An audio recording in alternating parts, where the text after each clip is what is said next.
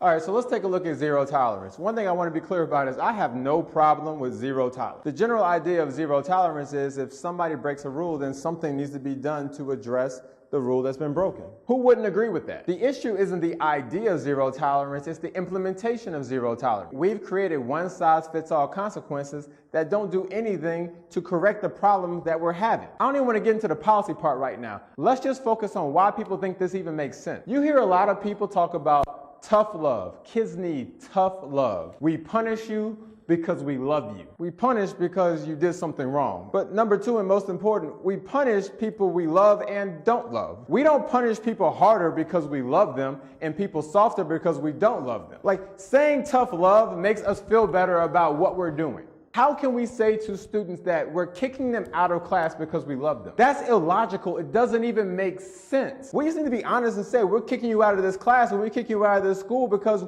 we don't want you here right now. To hide this under the guise that we love you and this is why we're doing this. When I was a principal and had to do corporal punishment, the last thing a student I'm paddling wants to hear is, this is going to hurt me more than it hurts you. If I were a student, I would say, well, give me the paddle and let me reciprocate the love. It doesn't make sense. We need to be honest with ourselves and acknowledge that we're not exhibiting tough love when we exclude students from our school. These are things that we've established to be consequences that we hope will change the behavior. Now, there's plenty of evidence that these things are not changing the behavior, but that is our true intention. This isn't tough love. These are consequences. Because if you're honest with yourself and say that is not tough love and that these are the practices that we've established, that gives you the opportunity to look at these consequences objectively and determine whether or not they're meeting the goal that you're trying to achieve. If they're not, maybe you need to do something else.